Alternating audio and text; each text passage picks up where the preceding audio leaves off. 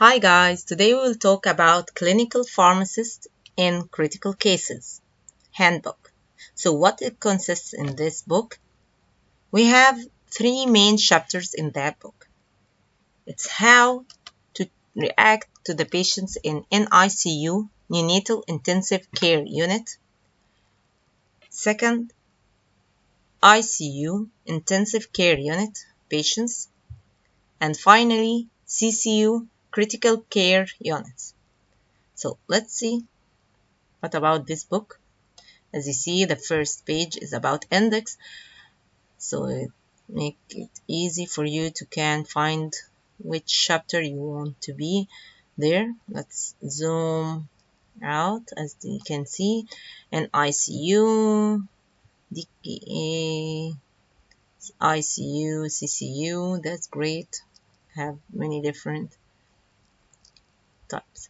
First of all, neonatal intensive care unit is the definition that patients who are need to intensive medical care are often put in a special area of the hospital called neonatal intensive care unit. So what the factors that we have? We have three main factors. First, maternal factors. Second, delivery factors. And third, baby factors. Let's see first one. Okay, what is the maternal factors that we have? Being a younger mommy from age 16 or older mommy from age 40. Alcoholic or drug use, diabetic patient, hypertensive patient, has bleeding, sexually transmitted diseases, multiple pregnancy like triplet and twins, too little or too much amniotic fluid, premature rupture of membranes or amniotic sac or bag of waters. Okay, second, we have delivery factor. What is the delivery factors? Include changes in baby organ system or due to lack of oxygen, which it may cause fetal distress or birth asphyxia. Buttocks delivered first, which is called breech birth, and it may need the cesarean section. The baby's first stool, meconium, passed during pregnancy into the amniotic fluid. Umbilical cord wrapped around the baby's neck, knuckle cord. And forceps or cesarean delivery, as we say in breech birth. Third, or finally, baby factors include baby born at gestational age of less than 37 weeks or more than 42 weeks. Birth weight is less than 5 pounds. Small for gestational age. Medicine or resuscitation in the delivery room. Birth defects. Respiratory distress, including rapid breathing, grunting or stopping breathing apnea. Infections such as herpes, group B, streptococcus, chlamydia seizures. Low blood sugar, hypoglycemic patients. Need for extra oxygen or monitoring intravenous therapy or medicine. And need for special treatment or procedures such as blood transfusion.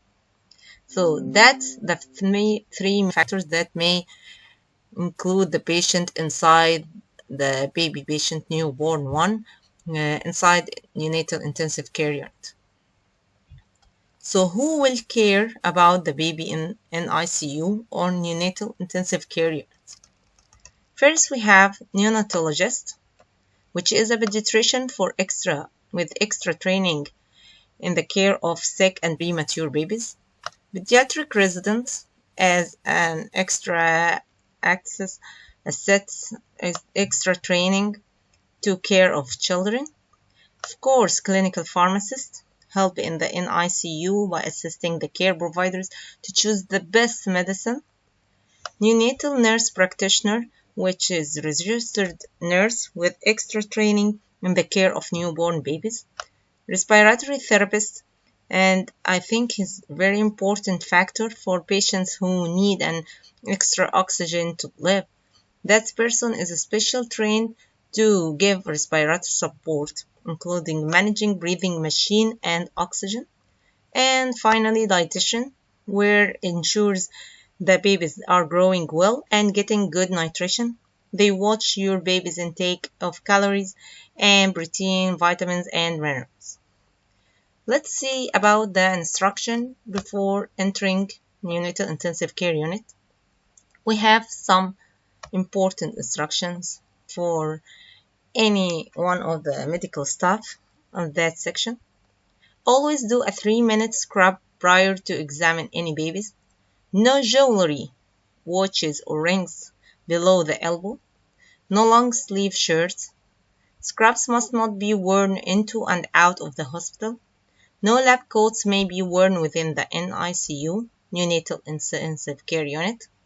Cover gowns, lab coats must be worn over scrubs when leaving NICU.